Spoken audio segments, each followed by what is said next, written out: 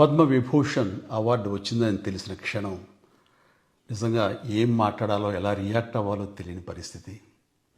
మన దేశంలో రెండవ అత్యున్నత పౌర పురస్కారం పద్మవిభూషణ్ లభించినందుకు నాకు నిజంగా చాలా సంతోషంగా ఉంది.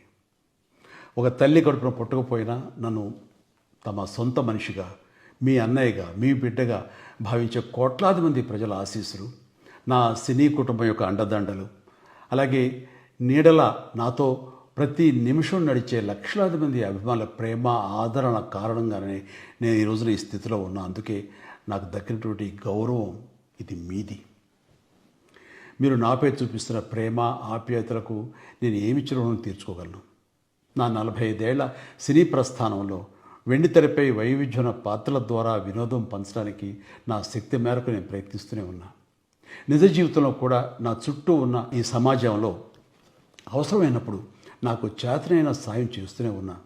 కానీ మీరు నాపై చూపిస్తున్న కొండంత అభిమానానికి నేను ప్రతిగా ఇస్తున్నది గోరంతే. ఈ నిజం నాకు ప్రతి క్షణం గుర్తుకొస్తూనే ఉంటుంది, నన్ను బాధ్యతగా ముందుకు నడిపిస్తుంటుంది.